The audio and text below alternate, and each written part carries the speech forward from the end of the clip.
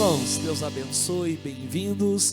Dê um alôzinho às pessoas aí próximas a você, amém? Diga para elas: Deus abençoe, te ilumine, te guarde. Pode ir tomar o seu assento, fiquem à vontade. E a Bíblia Sagrada, abra no livro de 2 aos Coríntios, a carta de Paulo à igreja dos Coríntios, capítulo de número 10. 2 aos Coríntios, capítulo 10, e a gente vai ler o verso de número 7, 2 Coríntios 10, 7.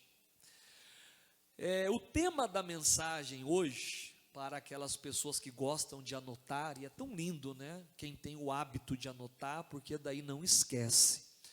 E o tema de hoje é pense outra vez. Esse é o tema.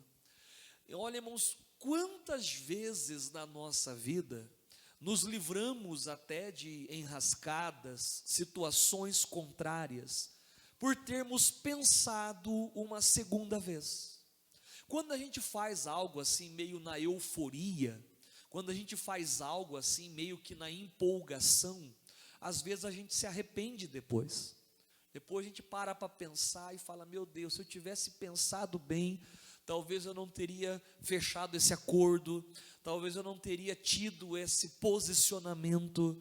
Se eu tivesse pensado melhor, eu agiria de forma diferente a esta que eu agi aqui agora. Então, o pensar outra vez, o pensar uma segunda vez é importante, porque nos leva a uma reflexão, a uma análise mais fiel acerca daquele assunto, porque às vezes parece que já temos algumas respostas pré-programadas na nossa mente, e aí quando alguém nos pergunta, assim meio que de supetão, a gente já fala, já resolve, já declara.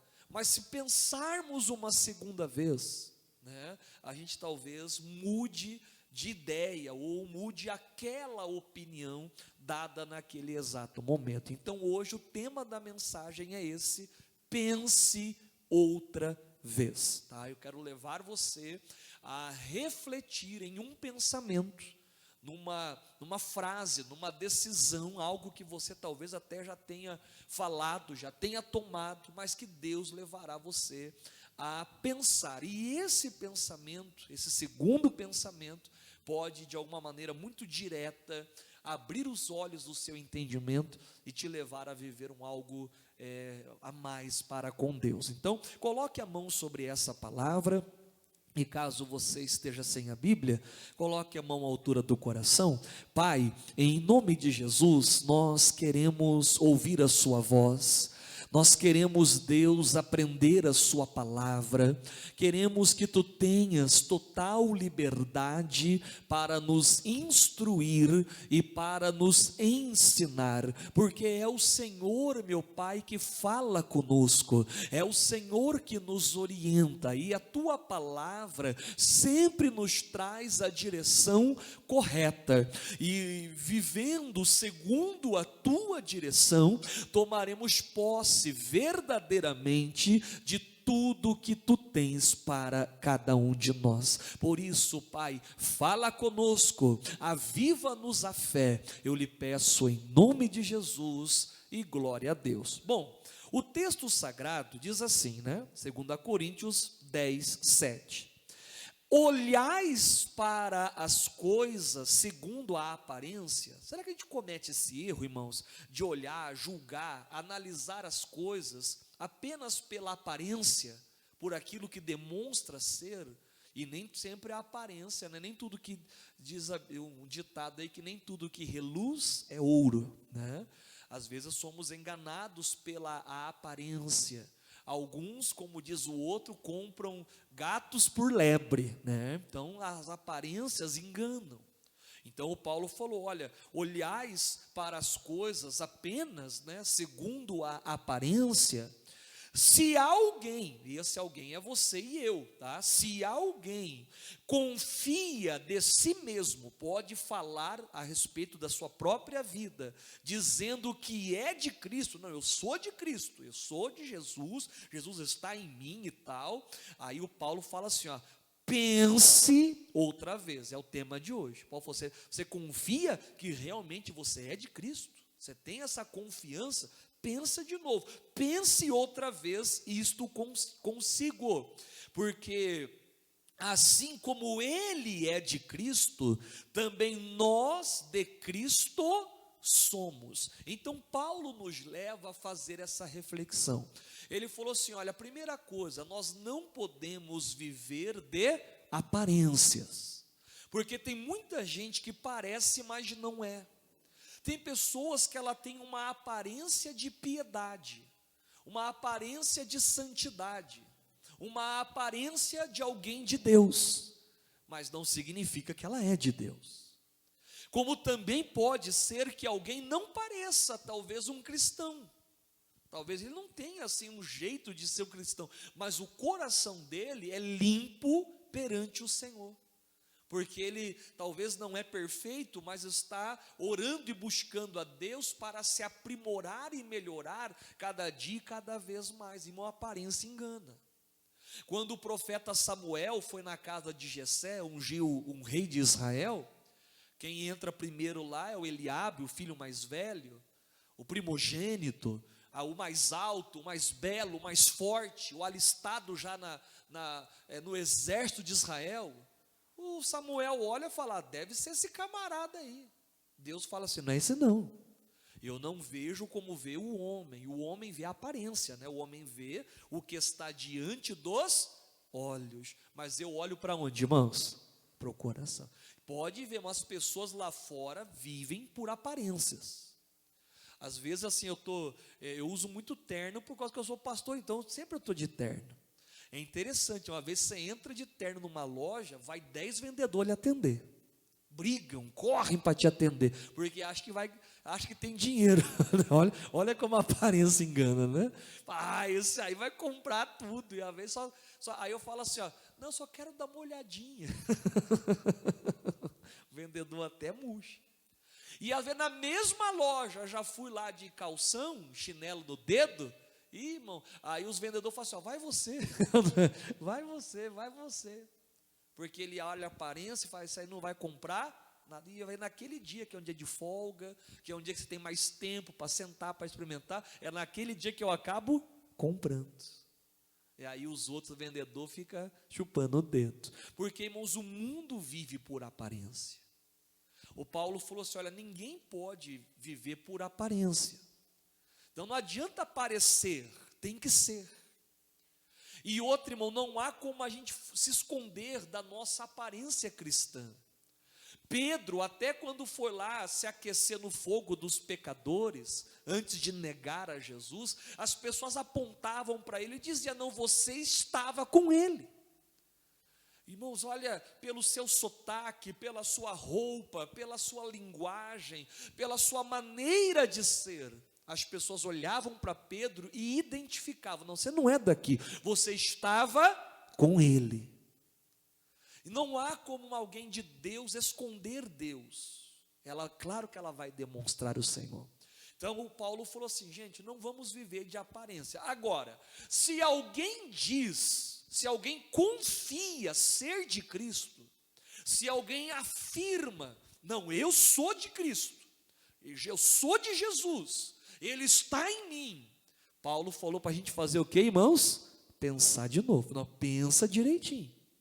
Antes de você afirmar esta palavra, dizendo que você é de Cristo, pense outra vez. Porque, irmãos, nesse mundo existem muitas pessoas que afirmam ser de Cristo. Mas aí você para um pouquinho para ouvir as ideias dela, você para um pouquinho para entender as direções, as escolhas da pessoa, você para um pouquinho para ver o procedimento, o caráter, sabe? Você procura uma honestidade, você procura algo que você não encontra. E aí você fala, poxa, essa pessoa se auto-intitula de Deus, mas de Deus mesmo ela não tem nada. Então por isso que Paulo falou, olha, se você confia que você é de Cristo, pensa de novo. Seja sincero consigo mesmo. Não basta afirmar, eu sou de Cristo. Seja de Cristo. Se você realmente é de Cristo, então testemunhe Cristo. Leve Cristo, pregue Cristo. Caminhe com Cristo, ande com Cristo. Seja verdadeiramente do Senhor. Paulo falou assim, olha, assim como ele é de Cristo e nós também o somos. Você veja que o Pedro, o que ele mais queria era que todas as pessoas envolvidas ali na igreja de Coríntio, que todos realmente fossem de Cristo. Esta era a missão de Paulo, levar todas as pessoas a serem de Cristo. Mas naquele momento, por enquanto, a realidade não era bem esta ainda. Muitos até já estavam, porque por já haverem se convencido, a respeito de Cristo, da grandeza, já até afirmavam, não, olha, batia no peito, não, eu sou de Cristo.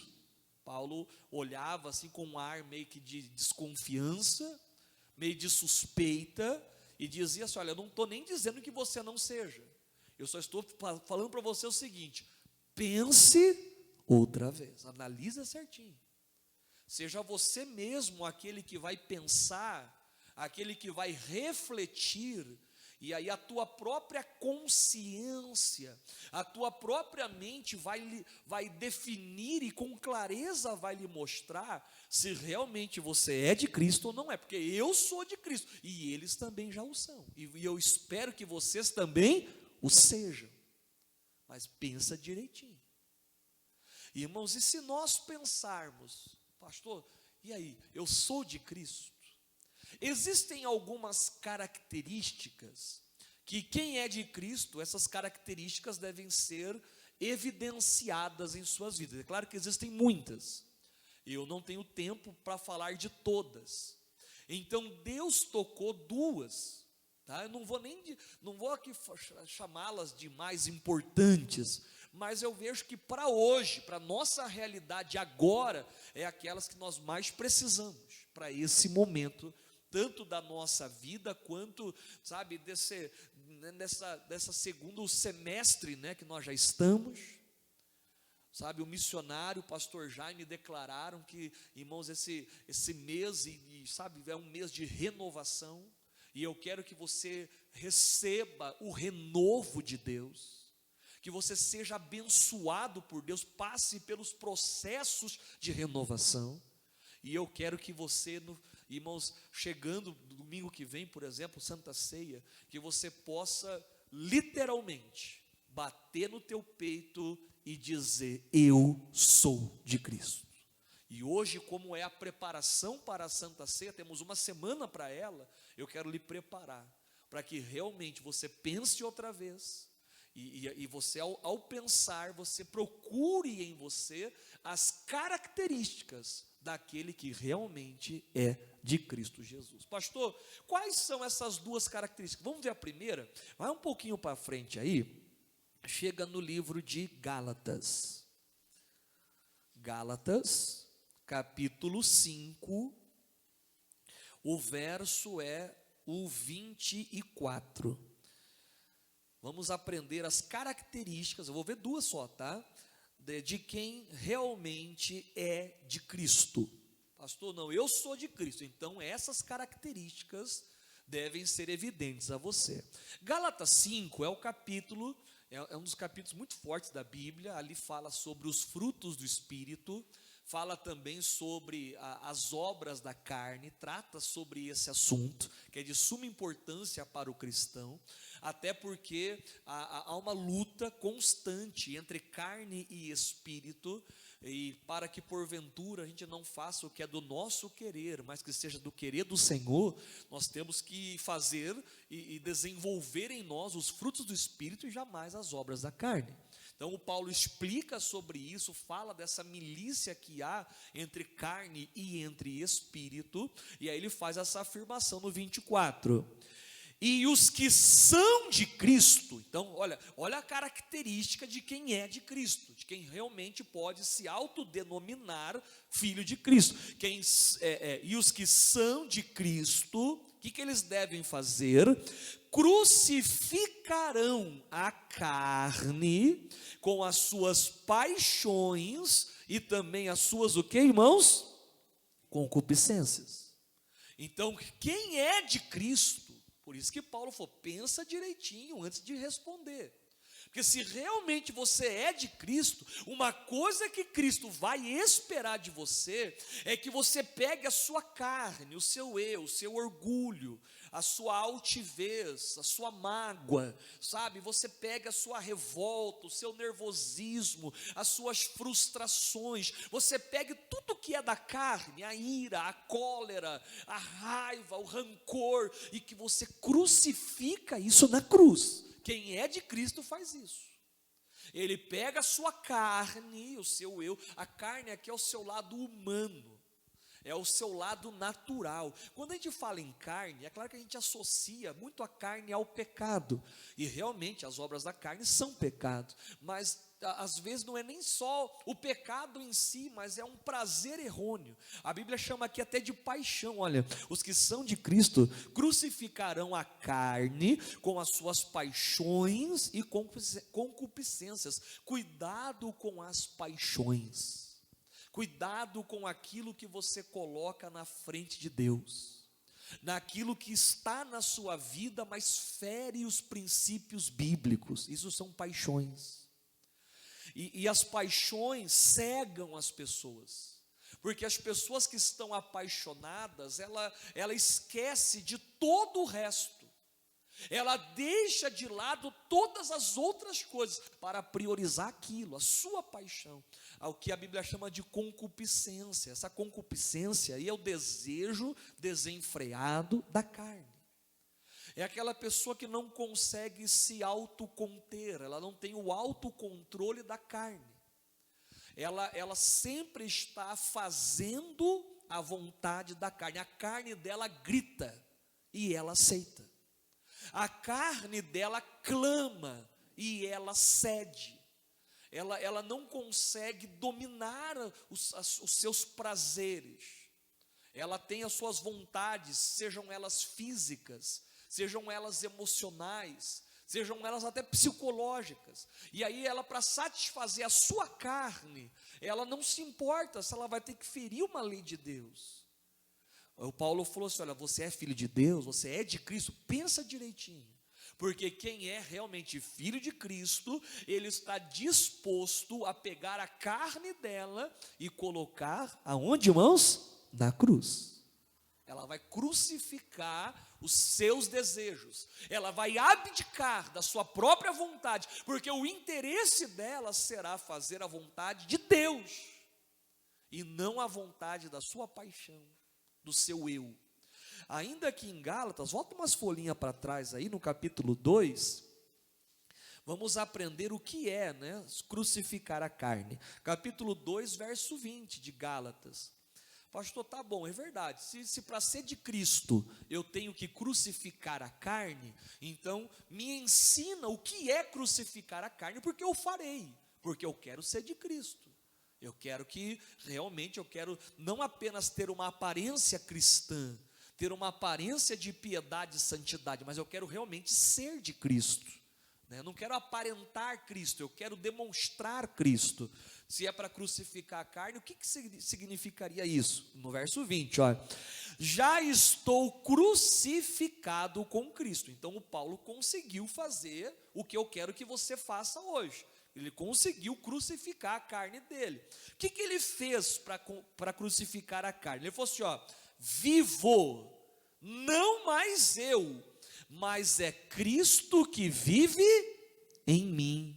E a vida que agora eu vivo na carne, eu vivo-a na fé do Filho de Deus, ao qual me amou e se entregou a si mesmo por mim. Irmão, esse verso é tremendo demais.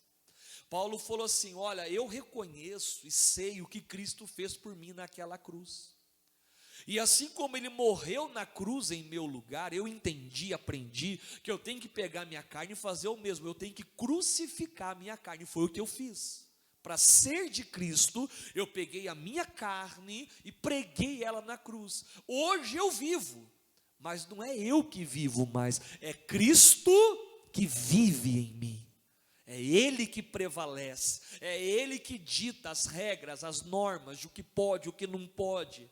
É dele que vem os preceitos, as direções, as diretrizes. É Ele que me leva, é Ele que me conduz, é Ele que me mostra.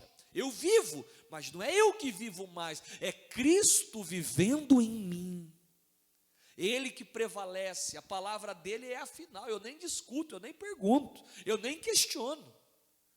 Olha, irmão, vivo, vivo, mas não mais eu, mas é Cristo que vive em mim. E a vida que agora eu vivo na carne, eu vivo pela fé. Irmãos, no Filho de Deus, ao qual me amou e se entregou a si mesmo por mim. O Paulo sabia depois de tudo que Jesus fez por mim, o mínimo que eu posso fazer é isso, é deixar que Ele viva através de mim, que Ele cresça na minha vida, que as pessoas vejam Ele em mim, que eu testemunhe a sua graça. Paulo tinha muito esse cuidado, irmãos, ele queria ser reconhecido como realmente um seguidor de Cristo. Ele queria que as pessoas olhassem para ele, aprendessem com ele o caminho que os levaria a uma vida plena de agrado, submissão e obediência a Deus. O Paulo falou: olha, eu não vivo, é Cristo que vive em mim. Se eu quero que as minhas vontades continuem aflorescendo, falando, gritando, falando mais alto, é porque eu ainda não consegui crucificar a minha carne. Ou seja, a minha velha criatura, o meu velho homem, a minha velha natureza, que já deveria ter sido sepultada nas águas do batismo, ela ainda está viva. Ela devia estar morta, mas ela ainda está viva. Lá em Romanos 6, tem um verso que a gente sempre prega aqui no curso de batismo. Quem já fez o curso comigo, você já deve ter, com certeza você já aprendeu esse verso, né? Romanos 6,6. Aqui você vai aprender como que você faz para crucificar a sua carne. Você já aprendeu que para ser de Cristo, você tem que crucificar a carne. Você aprendeu que crucificar a carne é levá-la e pendurá-la na cruz e deixar que Cristo viva em você. Mas o que significa isso, né?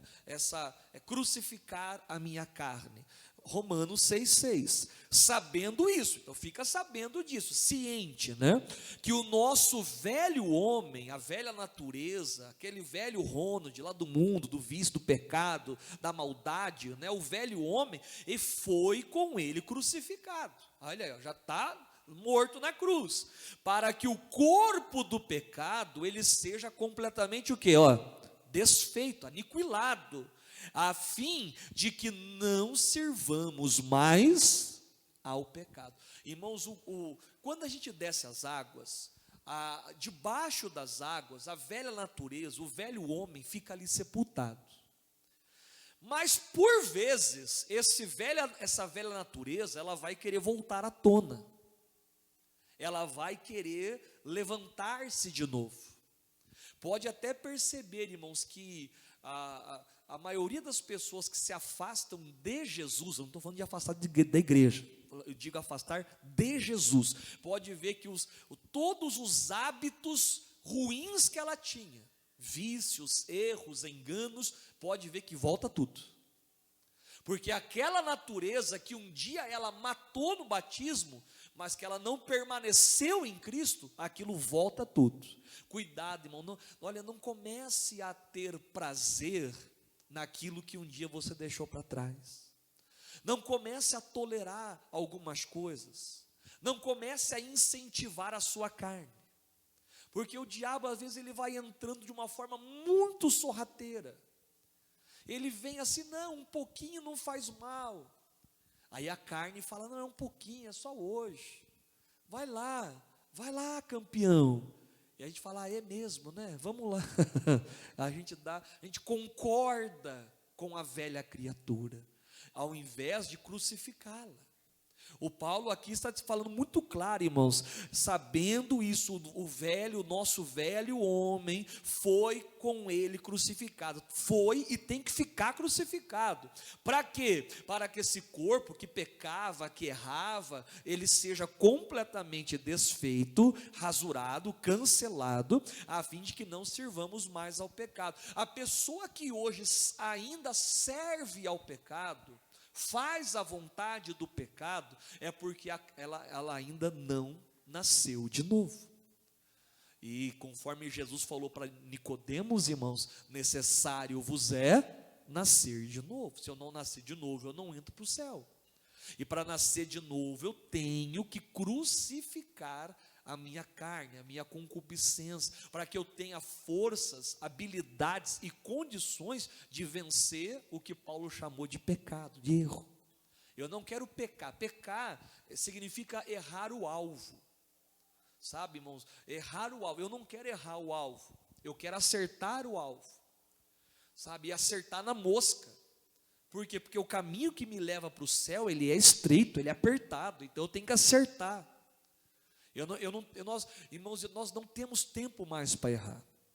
Esse ano, olha só, mas esse ano eu completo 42 anos de idade. Não parece, né, irmão? Mas eu completo 42 anos. Passou, não parece. Eu achei que os seus tinham 50 já. Não, está amarrado, né, irmão? Está amarrado, em nome de Jesus. Mas você veja, o tempo passa. Nós não temos mais tempo para falhar, para errar. Não, nós temos é que acertar, porque os nossos acertos glorificam a Jesus. Vai na página da frente aí, ó, no capítulo 8 de Romanos, lá no verso 7, pastor, por que eu devo fazer isso? Por que eu devo vencer, crucificar minha carne, deixar de lado as paixões, as concupiscências, o pecado? Por que eu devo fazer isso? Porquanto a inclinação da carne, ela é inimizade contra Deus. Está vendo? Você que é inclinado aí para a carne, irmão, você é inimigo de Deus. Por isso que Paulo falou, olha, você realmente confia que você é de Cristo? Paulo falou assim, ó, pense outra vez. Pensa, analisa se realmente você é. Porque a primeira característica de quem é de Cristo, ele é aquele que crucificou a sua carne. Por quê? Porque quem não faz isso, ele vive na inclinação da carne, é inimizade contra Deus, pois não é sujeita à lei de Deus, à palavra de Deus, aos princípios bíblicos. Está escrito, mas a pessoa não faz o que está escrito, ela faz outra coisa. E nem em verdade o pode ser. Realmente, irmão, não pode ser. Portanto, os que estão na carne, lê aí para mim, irmão, o que acontece com quem está na carne? Não pode agradar a Deus. Não pode agradar a Deus. Versículo 8. Quem está na carne não pode agradar a Deus. Não consegue agradar a Deus, não consegue executar a vontade de Deus, porque ela está inclinada. Eu não posso estar, olha só, irmão, inclinado à carne, eu tenho que estar inclinado ao Espírito. Para que isso ocorra, eu tenho que falar, não, eu não vou viver mais, é Cristo que vai viver em mim, porque a minha vontade é essa, mas eu vou fazer essa aqui. Porque essa é a de Deus, essa é a que me levará à salvação, que levará à minha renovação, que me levará às vitórias por Ele já preparadas na minha vida, porque a inclinação da carne é inimizade contra Deus. Imagine uma pessoa se auto-intitular inimiga de Deus, está amarrado, irmão, em nome de Jesus. Diga assim, diga, Deus me livre, né, irmão? Deus me livre. Não, pastor, eu não quero não. Então, crucifique a sua carne. A primeira característica. Pastor, e a segunda? Vamos aprender a segunda? Volta lá no livro de Gálatas. Volta lá em Gálatas, capítulo 3. O verso é o 29. Gálatas 3, 29. Essa é a segunda característica. Eu quero que você preste bastante atenção nessa, irmão, porque ela pode te ajudar e muito. Você vai ver que vale a pena ser realmente de Cristo. Pensar outra vez e nesse segundo pensamento analisar aonde eu posso melhorar, realmente melhorar e agir pela fé. Gálatas 3:29 diz: e se sois de Cristo, se realmente você é de Cristo, então essa característica tem que ser evidente em você. Se você é de Cristo, então sois a descendência de Abraão. Obrigatoriamente, se você é de Cristo, você tem que ser descendente de Abraão. E ser descendente de Abraão implica em afirmar que você se tornou um herdeiro conforme a promessa. Que lindo, irmão. Imagine todas as bênçãos que um dia Deus prometeu a Abraão. E olha que foram muitas. Deus prometeu a Abraão, irmãos, a prosperidade, fez dele um homem muito próspero, fez dele pai de uma grande nação. Deus atendeu a Abraão, irmãos, sabe, com prosperidade, com saúde, sabe, com paz, com vitórias. Abraão venceu quando era jovem, quando era adolescente, quando era, irmãos, homem feito. Abraão venceu até depois da sua velhice. Com quase 100 anos, ele realiza o sonho de ser pai. Irmão, mesmo quando tudo indicava que ele não seria, a ciência dizia que não seria, as regras de Sara já havia terminado, já não tinha mais o ciclo feminino, e mesmo contra qualquer razão, contra qualquer lógica, Deus foi lá e fez dele pai. Todas as promessas feitas um dia a Abraão, amigo de Deus, aquele que a Bíblia diz que Deus não fazia nada sem antes revelar ao seu amigo Abraão. Deus conversava com Abraão, contava a ele seus segredos, irmãos.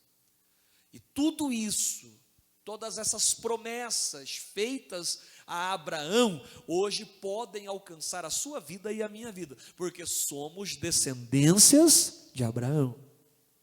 Agora, olha o que Paulo falou: se vós sois descendentes de Abraão, se vós sois filhos de Cristo, se sois de Cristo, vamos ler de novo, e se sois de Cristo, e realmente Cristo está em você, então automaticamente sois a descendência de Abraão. Abraão é nosso pai da fé. Então a gente se transforma filho na fé de Abraão, dessa descendência abraânica, e automaticamente nos transformamos em herdeiros conforme a palavra. Diga graças a Deus, irmão. Quem quer ser descendente de Abraão, diga eu quero. O que você faz para tornar-se um dependente de Abraão? Por que você quer ser? Ah, pastor, eu quero ser porque eu quero ser de Cristo. Primeiro detalhe é esse, porque quem é de Cristo automaticamente é descendente de Abraão, e como eu sou um filho de Cristo e quero que isso seja confirmado, então eu preciso obrigatoriamente fazer parte da descendência abraânica, ainda mais depois de uma promessa linda como essa que eu recebi, que as coisas que Deus compartilhava com Abraão, Ele também hoje quer compartilhar comigo. Inclusive bênçãos familiares, irmãos. Lembra, uma das promessas que Deus falou para Abraão foi: em ti serão benditas, abençoadas todas as famílias da terra. Imagina uma família abençoada, é o que Deus quer fazer. Agora eu tenho que ser descendência de Abraão. O que eu faço para tornar-me descendência de Abraão? É uns versículos aí para trás, é o versículo de número 6, ainda no capítulo 3, né? Gálatas 3, verso 6, diz assim: é o caso de Abraão, então vamos aprender isso aqui, o caso de Abraão, que creu em Deus. Repita comigo, diga: Abraão creu em Deus, e isto lhe foi imputado como justiça. Irmão, você quer fazer parte da descendência de Abraão? Creia em Deus, como Abraão cria, porque é isto que lhe foi imputado por justiça, e também será imputado por você. Creia em Deus, irmão. independente de qualquer situação, independente de fatores externos, independente de luta, de batalhas, de confrontos, independente de qualquer coisa, creia em Deus. Creia. Não creia em Deus apenas quando está tudo mar de rosa. Não creia em Deus apenas quando tudo está dando certo. Creia em Deus até na hora do perigo, até na hora da tempestade. Alguns são igual Pedro, ela crê em Deus para ouvir a voz, para descer do barco, para andar sobre águas. Mas na hora que ela vê a tempestade, a fé vai embora e ela afunda. Tem pessoa que ela não crê em Deus verdadeiramente, irmão. Ela crê em Deus desde que não haja tempestade. Ela crê em Deus desde que não haja lutas. Mas aí não é crer em Deus, porque quem crê em Deus, ela pode se deparar com o gigante, ela pode se deparar com a muralha, ela pode se deparar numa cova de leões, ela pode se deparar com qualquer adversidade. Esta crença que há nela permanecerá. Ela vai, na verdade, aumentar, porque na hora da luta, é aí que a gente busca mais a Deus. Verdade ou mentira, irmãos? Que a gente vai lá e ora, clama, jejua, se apega. Eu quero ser filho do Senhor, eu quero dizer que sou de Cristo. Então a segunda característica de quem é de Cristo é ser descendência de Abraão. E quem descende, irmão, filho de peixe, peixinho é. Se eu sou filho de Abraão, eu tenho que ter a fé que ele teve, eu tenho que crer como ele creu. Confiar como ele confiou, acreditar como ele acreditava, saber que o médico pode falar, pode não haver as regras da mulher, mas não, se Deus falou, está falado, vai se cumprir e acabou. Irmão, com Abraão era assim, Abraão cria e acabou. Um dia que o Abraão estava lá meio borocochô, assim, meio tristão, o anjo falou assim: Abraão, faz o seguinte, vem para fora, você fica aí nessa tenda aí, você está perturbado, sai daí, vem para fora. Tirou Abraão da sua zona de conforto, levou ele para a rua e falou assim: faz o seguinte, olha para o céu aí, conta essas estrelas, se é que tu podes. Ele pôde, irmão? Não pôde. Não pôde. É assim que Deus se apresenta para nós, irmãos. E Abraão creu, nós precisamos crer. Olha o verso 7: sabei, fique sabendo, que os que são da fé é que são filhos de Abraão. Você quer ser filho de Abraão, descendente de Abraão? Quem é o filho de Abraão? Os da fé. Os da fé. Meu irmão, a partir de hoje, meu nome é Ronald, eu tenho que chamar Ronald da fé, amém? A Maria da fé, o João da fé. Seja da fé, irmão. Seja aquela pessoa que vive da fé, que extrai da fé a vida. A Bíblia diz: o justo viverá do quê? Da fé. Viva da fé, viva da tua fé. Creia em Deus, viva da fé. Uma vez eu já expliquei isso aqui, irmãos. Imagine um peixe do rio. O peixe do rio, ele vive do rio. Ali ele respira, ali ele se alimenta, ali ele nada, ali ele cresce, é ali, ele se reproduz, ele vive do rio. Ele extrai do rio as coisas necessárias para ele viver. Aí você tira o peixe do rio, o que acontece com ele, irmãos? Ele morre. A escama endurece, ele morre. O cristão, ele vive da fé. Tira o cristão da fé, ele morre. Você compreende? Você tem que viver da fé, irmãos. Fé, viver na certeza de fatos que se esperam. A convicção de coisas que você ainda não viu, mas que você creu.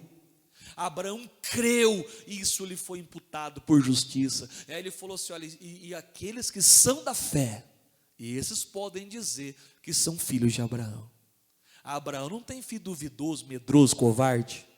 Os filhos de Abraão estão da fé, da coragem, da ousadia, daquele que intrépido, daquele que fala: não deu hoje, amanhã vai dar. Hoje a porta fechou, amanhã ela vai abrir. Hoje eu não vendi nada, amanhã eu vou vender o triplo, porque Deus está comigo. A porta fechou hoje, amanhã ela se abrirá. Ela vive da fé, irmão. Para ela é fé. Vem a enfermidade, ela não tem problema. É pela fé eu vou vencer isso. Deus está comigo, esse mal vai retroceder, porque ela vive da fé. ela não vive de nenhuma outra circunstância, a fé está dentro dela. Pastor, eu quero ter essa fé, eu não tenho. Pastor, eu sou sincero, eu não tenho essa fé, eu não tenho. Sabe, a minha fé é cheia de altos e baixos, a minha fé é inconstante, a minha fé é como a onda do mar, ela vai e volta, a minha fé é duvidosa. Pastor, eu tenho fé, sabe, mas na hora que eu vejo a tempestade, eu fracasso, eu afundo.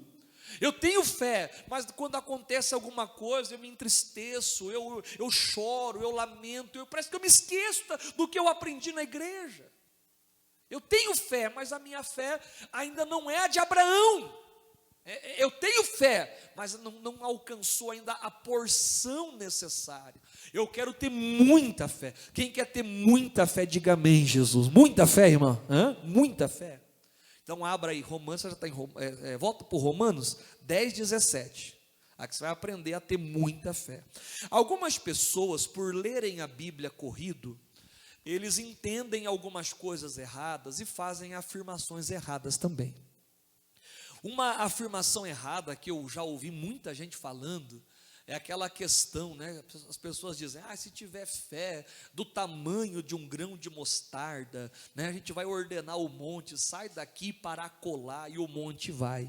E muitos crentes até se fiam nessa palavra, falam, não preciso ter muita fé não, porque Jesus disse que se eu tiver fé do tamanho do grão de mostarda, irmão, olha para o pastor, Jesus nunca disse isso, que eu tenho que ter fé do tamanho de um grão de mostarda. Jesus nunca disse isso.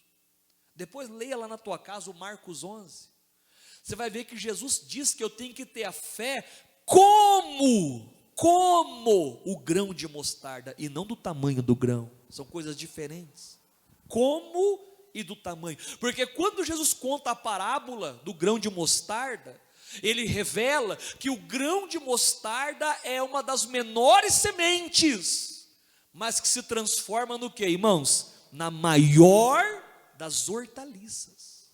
Quando eu cheguei na igreja, sabe qual era a minha fé? Era mínima, era menor do que o grão de mostarda, não sabia nada de Deus, só que eu já estou na igreja há anos. Será que a minha fé hoje ainda é do tamanhozinho do grão de mostarda? Claro que não. A nossa fé, através do nosso conhecimento, da nossa vida, do nosso aprendizado, ela começou pequenininha, mas hoje ela tem que alcançar a maturidade, ser a maior das hortaliças. Você acha que a fé de Abraão era igual ao grão de mostarda? Você está enganado, irmão. A fé de Abraão era uma grande hortaliça. Então você tem que ter muita fé, não é pouca não. O que eu faço para ter muita fé? Romanos 10, 17, você conhece esse versículo de cor e salteado. De sorte que a fé, ela é pelo ouvir, não é de outra coisa não, é do ouvir, e ouvir pela palavra de Deus. Irmão, tua fé não vem de ouvir o Netflix, não vem de ouvir as músicas seculares. A tua fé, ela vem de ouvir a palavra de Deus. A tua fé, ela é como um músculo do teu corpo. Imagine o meu músculo aqui, o meu muque. Imagine que eu vá na academia, comece a puxar ferro, fazer lá um halterofilismo, comece a tomar uns suplementos alimentares e tal, começo a malhar. Como que o pastor vai ficar, irmão? Vai ficar bombadão, não é? Vai ficar bombadão. Eu até tenho que dar uma malhada mesmo, irmão. Está chegando janeiro, tem férias, não é janeiro, né? Aí tem que ganhar uma. Será que até lá dá tempo de perder barriga? Assim, não dá tempo mais, eu acho. A gente tinha que ter começado, né? Mas enfim, o músculo é assim: você vai lá e exercita, ele cresce, ele se fortifica. Aí uma pessoa que lá no supino lá levantava no primeiro dia só a barrinha, não é? Você levava só a barra, aí começa a colocar os pezinhos lá, vai levantando cada vez mais, porque o músculo vai ficando cada vez mais forte. A fé é assim, quanto mais eu ouço, mais forte ela fica. Agora, o músculo exercitado se fortalece, e o músculo que não se trabalha, atrofia. Vê uma pessoa que sofreu um acidente, que teve um AVC, que não consegue mexer a mão. Imagina a mão, não consegue mexer. Essa pessoa vai ter que fazer o quê, irmãos? Fisioterapia. O doutor vai lá, vai mexer de um lado, mexer do outro, vai mexer todos os dedos, o punho, vai mexer de todas as maneiras possíveis. Porque se não mexer, o que acontece com aquilo ali, irmão?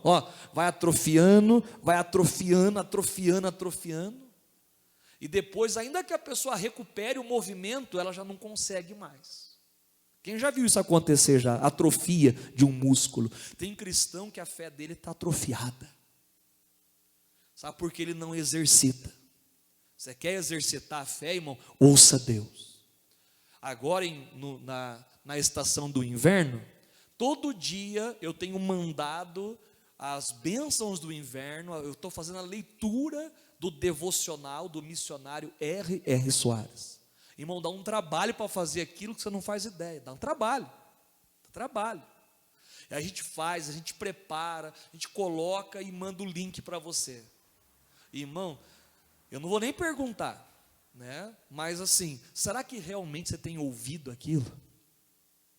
Feito ali um café da manhã com Deus, separado ali do seu dia 5, 8 minutos, porque tem mensagem que é 5, tem mensagem que dá 8.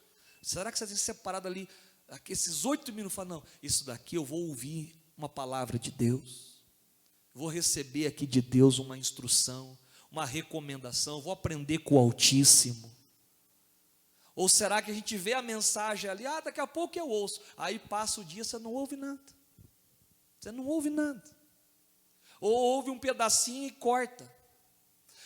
Irmão, olha, se nós tratássemos a palavra de Deus, porque para ouvir a Deus, você tem que ler a Bíblia. Você quer ouvir a Deus? Leia a Bíblia. Querer que Deus fale com você, para você aumentar a tua fé, sem ler a Bíblia, é impossível, não tem como. Você quer que Deus fale contigo? Leia a Bíblia. Se nós tratássemos a nossa Bíblia, como tratamos o nosso celular, irmão, nós teríamos uma fé, que ninguém nos seguraria, ninguém. Porque o celular é assim, irmão, pensa, quantas vezes por dia, você olha o teu celular? Quantas vezes?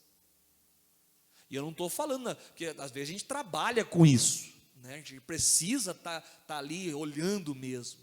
Mas ali de 10 mensagens que você recebe, às vezes 5 é referente ao seu trabalho. E as outras?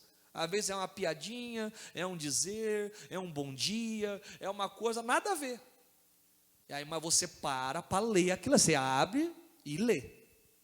Aí você lê, dá risada, que legal. Aí você até responde, legal, cara, tal. Até manda outra também. Deixa eu achar uma aqui que eu tenho também, né? Alguém manda lá um emoji, você quer mandar outro. Manda um gif, você quer mandar outro. Você vai lá, procura e manda. Irmão, se nós fizéssemos o mesmo com a Bíblia Sagrada. Pastor, deixa eu... irmão, pensa comigo, quanto tempo você demora para responder uma mensagem? Para ler uma mensagem, para responder? Não, pastor, eu respondo rapidinho, 1 minuto, nem isso, 30 segundos. Por que também você não faz isso com a Bíblia? Fala assim, não, vou pegar um minutinho aqui, deixa eu abrir aqui a Bíblia, deixa eu ler aqui esse verso, deixa eu aplicar esse verso na minha vida, deixa eu aprender essa palavra, deixa eu buscar um conhecimento, uma virtude. Irmãos, a fé, ela vem do ouvir. Você quer ter muita fé? Ouça muito a Deus. Ouça o missionário Soares, ouça o pastor Fernando no Paraná na Graça de manhã, ouça as mensagens que enviamos a você, venha na igreja mais vezes para ouvir a palavra, venha, ouça a palavra. Uma vez uma pessoa falou assim, pastor, se dependesse do senhor, a gente vinha na igreja todo dia. Eu falei, é verdade, se dependesse de mim, vocês vinham todo dia. Porque daí todo dia você ia receber uma palavra, e todo dia você ia ter mais fé. É claro que nós nem temos todos os dias culto na igreja, mas todo dia que tu puder vir, venha. Você vai ver que a tua fé, ela vai crescer, ela vai se agigantar. E na hora de qualquer perigo, irmão, você é filho de Abraão, você vai usar essa fé e você vai vencer e vai receber as promessas de Deus em nome de Jesus. Glória a Deus, irmãos, isso é maravilhoso, né? Para terminar, vamos voltar, aliás, você já está no Romanos, né, 10, 17, vai no Romanos 14, e aqui eu termino para a gente já falar com Deus.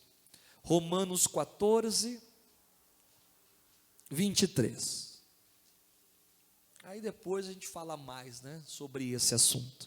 Paulo perguntou, irmãos, olha, aqueles que dizem, né, que confiam ser de Cristo, Paulo orientou a fazer o que, irmãos? Pense outra vez, pense, analise, realmente tu é de Cristo. Quem é de Cristo, primeira coisa que ele faz, ele crucifica a sua carne. Segunda coisa que ele faz, ele se torna filho e descendência de Abraão. Você é de Cristo, essas características devem estar evidentes e presentes na sua vida. Romanos 14, 23, diz assim, mas aquele que tem dúvidas, que faz as coisas assim meio incerto, com o pé atrás, sabe, tem dúvidas, ele se come, está condenado, porque não come por fé, e tudo o que não é de fé, é o que, irmãos? É pecado, é erro. Tudo que você for fazer na tua vida, irmão, faz na fé. Porque tudo que o ser humano faz que não é da fé, aquilo acaba se transformando para ele um erro, um pecado, uma falha. Na reunião da manhã hoje eu comentei a respeito de sagu. Quem gosta de sagu aqui? Deixa eu ver, irmão. Eu gosto também de sagu, a sobremesa é bem boa.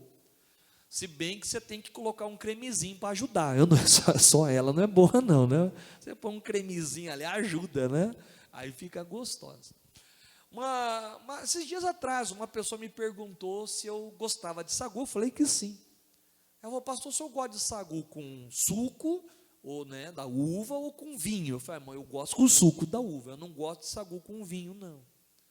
Ah, pastor, mas o vinho, quando você põe lá para ferver, evapora. As pessoas não falam isso, é sempre essa desculpa, né? Que evapora, não, evapora e tal.